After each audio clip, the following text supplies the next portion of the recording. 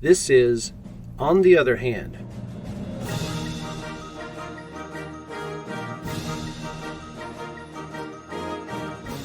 a podcast sponsored by Braver Angels in Arkansas that explores politics and other issues of importance to Arkansans through conversations with community leaders. Stay with us as we talk to another leader in Arkansas who works across differences to get things done and to bring us closer together. Hello, and welcome to On the Other Hand. I'm your host, April Chatham Carpenter, and I'm here today with my co-host, Glenn White. And we're excited about today's conversation with a community leader in Arkansas who's helping work towards solutions. Glenn, who will we be talking with today? Well, we're really happy to have on our podcast today Dr. Lisa McNeir. Lisa is a recently retired psychologist, and she is our current Braver Angels Arkansas Alliance co-chair. So, Lisa, welcome to On the Other Hand. Thank you. I'm glad to be here. Thanks for inviting me. We're happy to have you here. So let's start off, since several people may not know anything about you. Start by telling us a little bit about yourself, who you are, and how did you get to this point in life?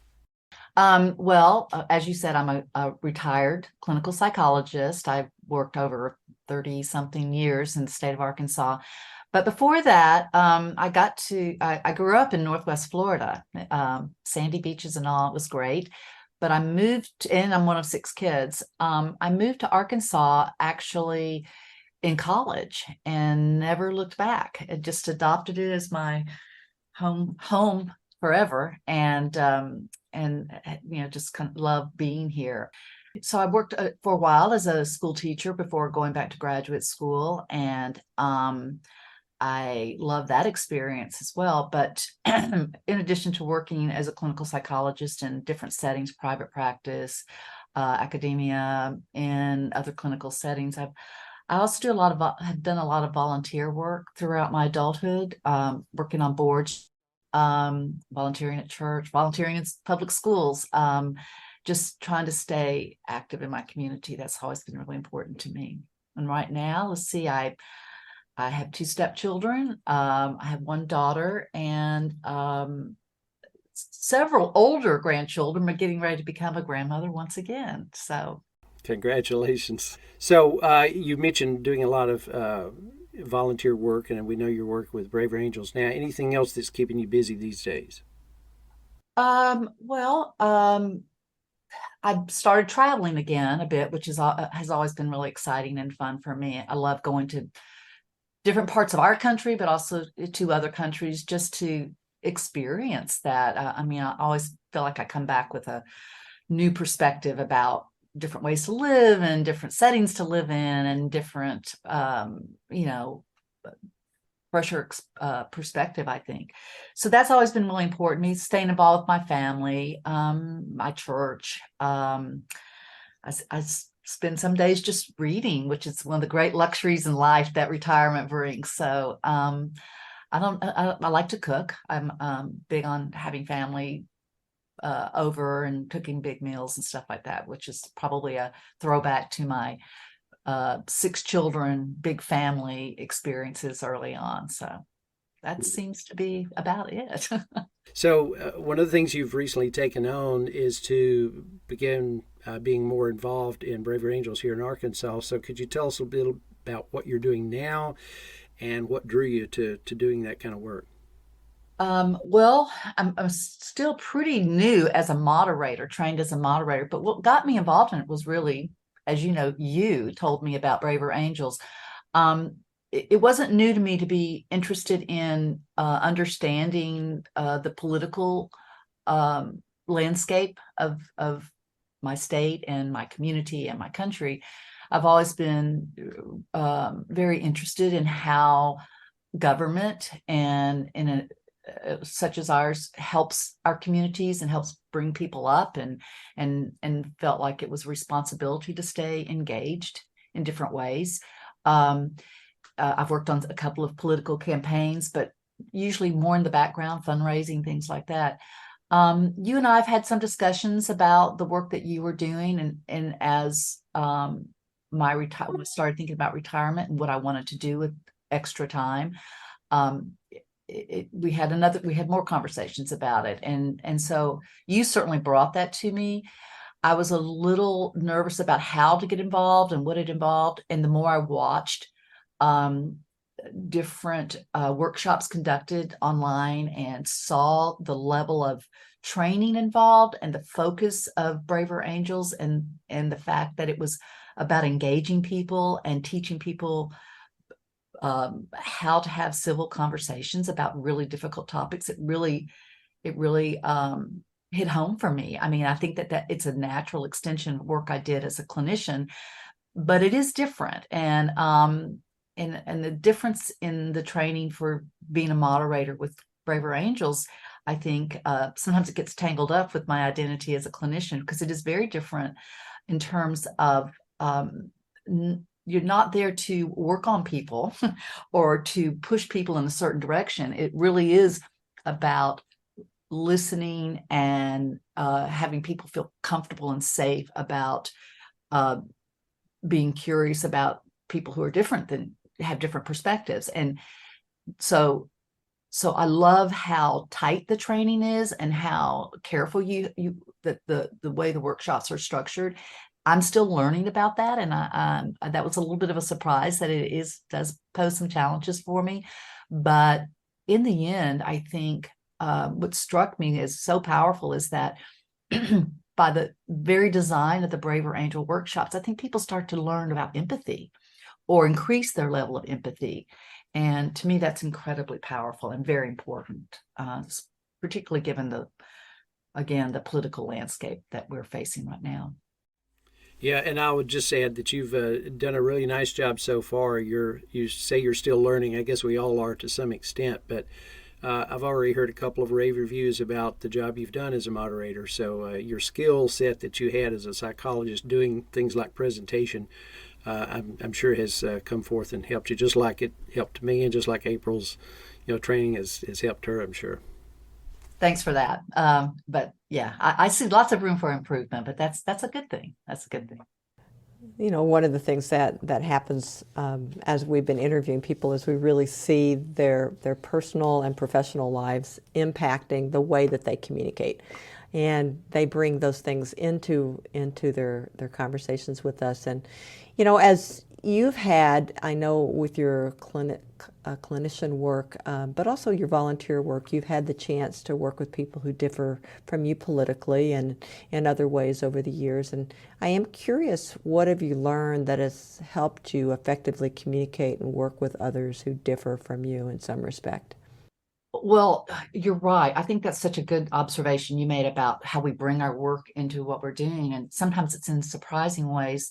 I would say I couldn't have been a clinician, or I don't think you can be an effective clinician unless it's pretty early. I mean, early on, one of the initial skills you have to learn is, or manage, is how we react to other people. And if you can't, as a clinician, if I'm not able to accept people who have differing perspectives than I do, and try to understand them and respect them and value them, you don't get very far in that kind of work. So I think that helped initially, but I think when it comes to politics and having those kind of non-clinical, take off my professional hat in that area, and when it's friends or other people, people I work with, or people I socialize with, we bump into each other's politics sometimes, and disagreements about how problems should be addressed and how we see the world.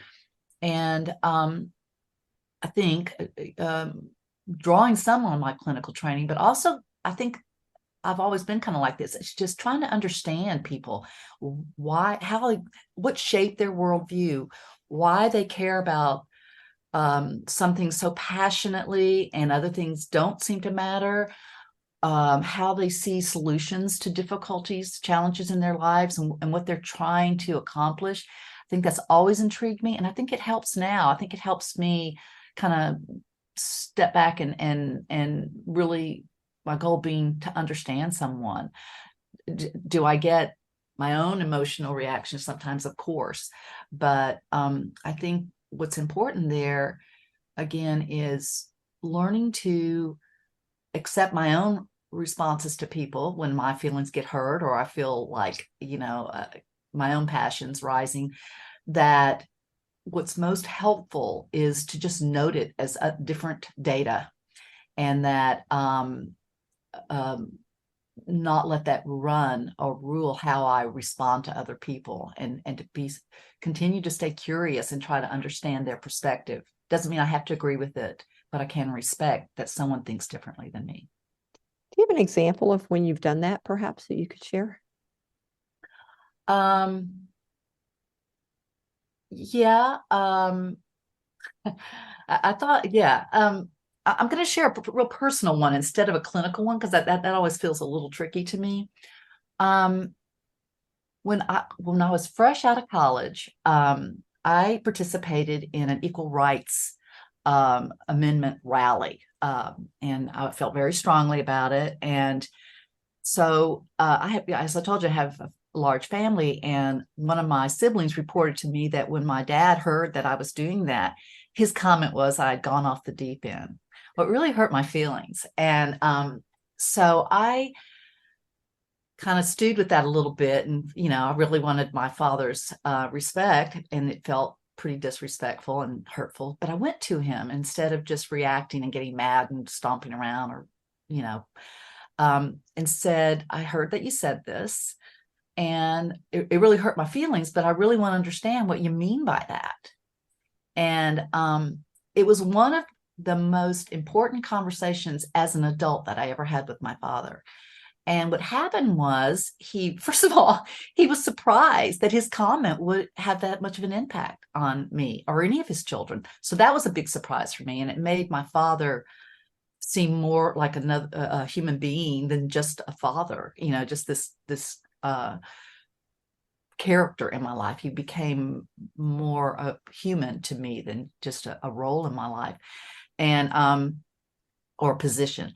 And what followed was he started talking a little bit about these rallies and how they kind of upset him, and it seemed like there was a lot of anger, and he didn't get it. And what I came to understand is that he was worried about change.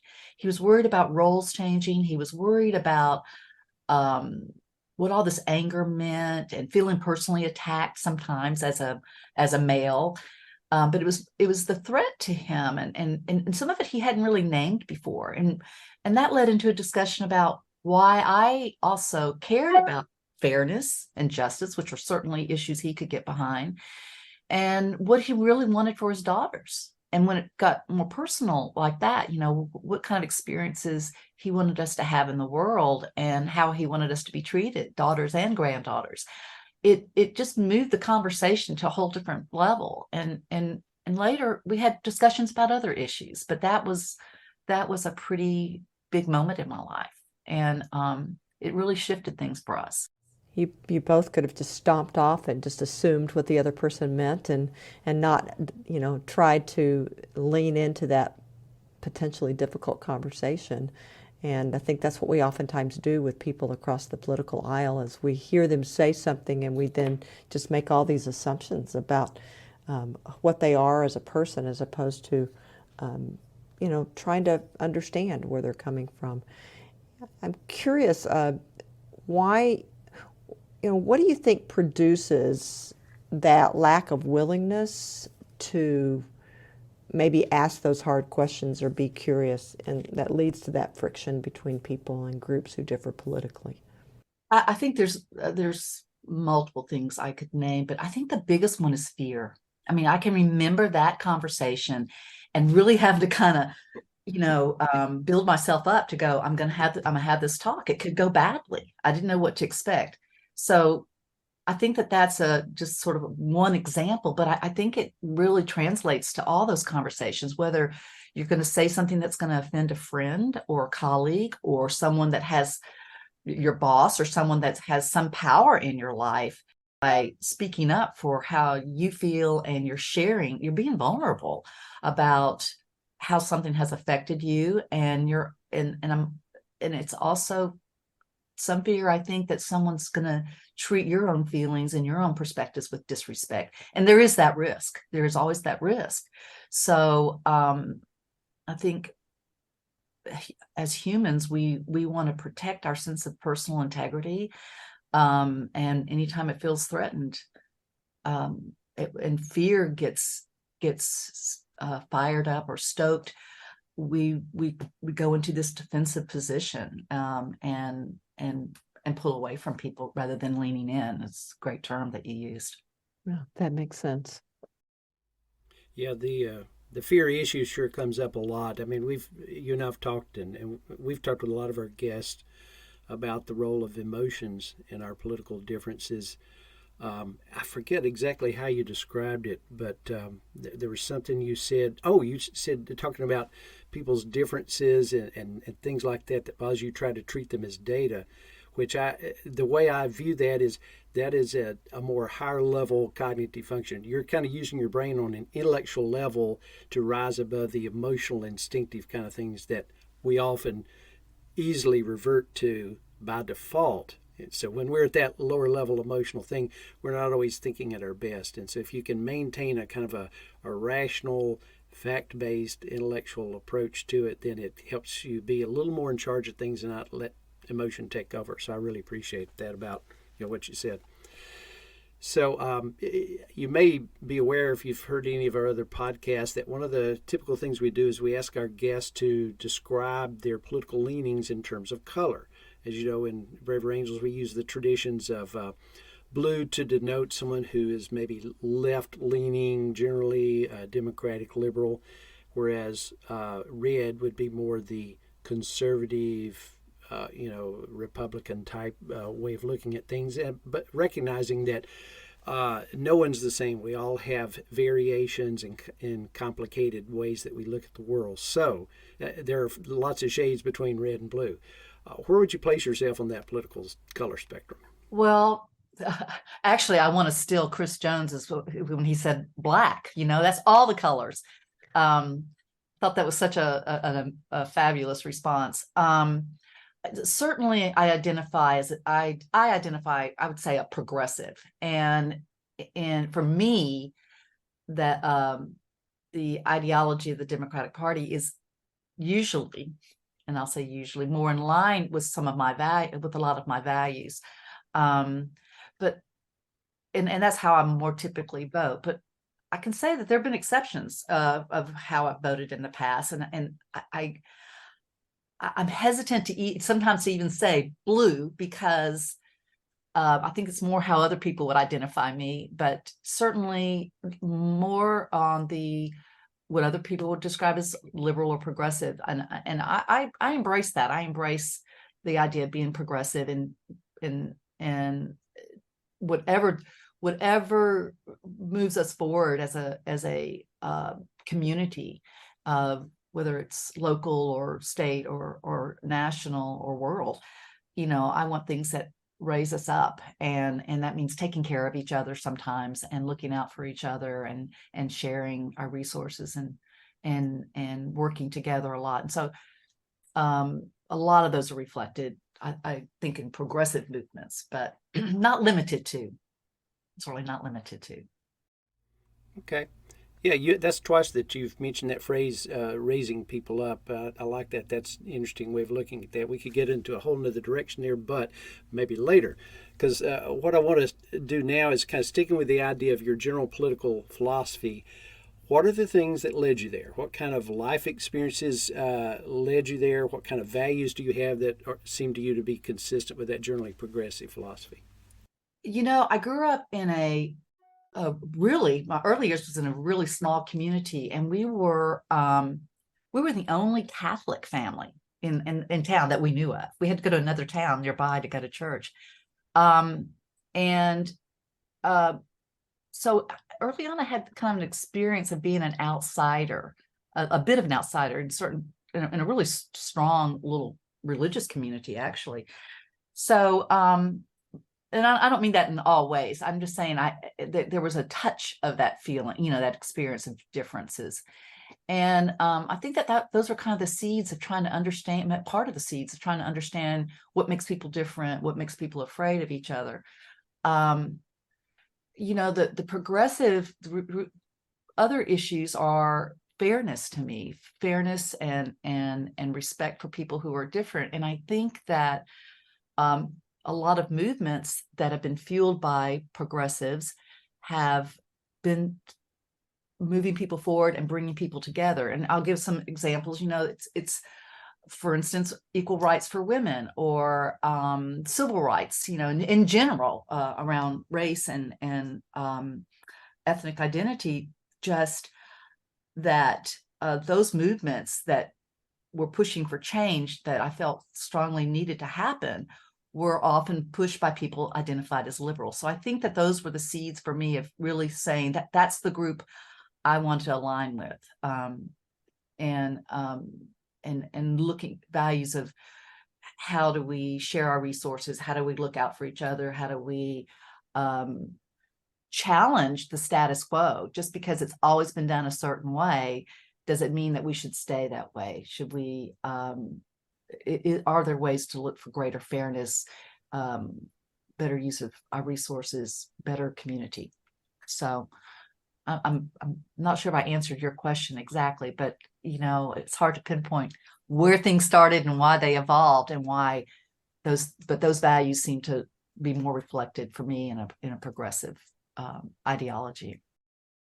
I think a lot of people find that question a little bit difficult at first, because that's the nature. A lot of times the research suggests a lot of people adopt their political philosophy on largely not well thought out basis, more instinctual, tribal, emotional kind of basis. So having the chance to reflect on what experiences and what values led you to where you are politically, that's an important investigation for people to take upon themselves, I believe. I think part of the hesitancy on my part, though, is by saying the values I see in the Democratic Party or Progressive Party movements doesn't mean I always agree with every initiative. And it also, I don't want it to imply that I think other parties don't share some of those exact same values, or a lot of, I think it's more the way those values get expressed and get carried out that are reflected in different parties. So I think, yeah, some of my hesitancy is like, it doesn't mean I chose that because the other is not any of that. Does that make sense? It does, and it kind of goes along well with something I was going to get to. When we talk about the parties, the two major parties, the Democrats and Republicans, we've always had clear distinctions and disagreements historically, but these days it seems to be the level of disagreement is really strengthened, even in areas where there was bipartisan agreement in the past. One thing that I'm familiar with, we give it as an example, would be environmental concerns. So there are a lot of things that seem to have taken the two parties in opposite directions in almost every major consideration. Some people argue that that's because our societal disagreements are getting more driven by tribal or identity or cultural disputes. And that at that point, our values and the facts about what's real on the ground become less and less important in deciding what side you're going to take. That's kind of a big issue, and it's a tough problem, but it's not going to keep me from asking you what you would do to resolve it. What do you think? I think a lot of the tribalism is a ploy. I mean, we're the human tribe, right? But I think the divisiveness and the fear mongering that kind of gets stoking the fires of differences and threat and fear.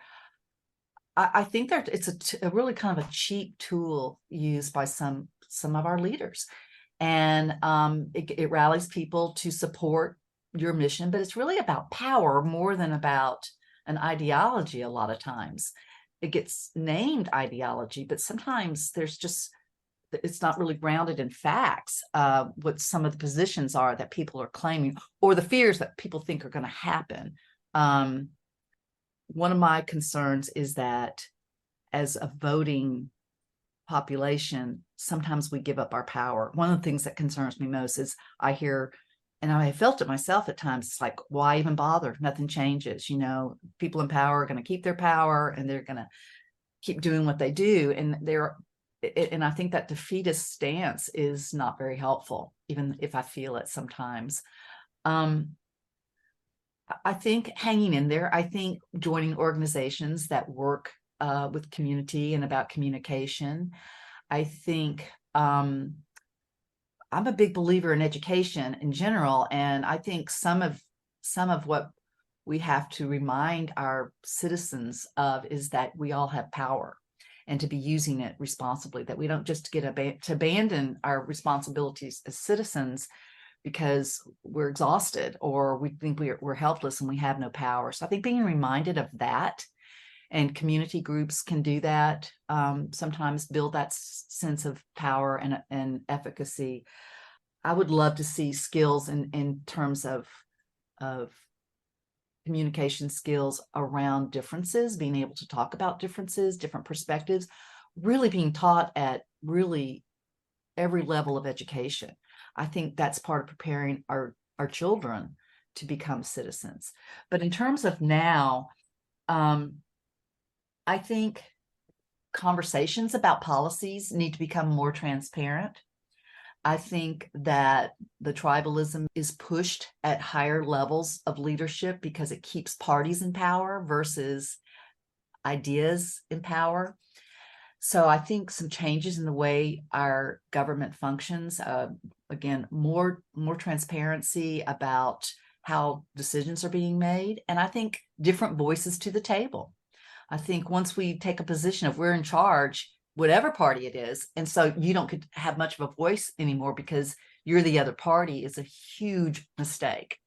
So inclusiveness and letting different voices come in when local, state, or national policies are being discussed and strategies are being explored. I think we should never just limit it to the parties in power.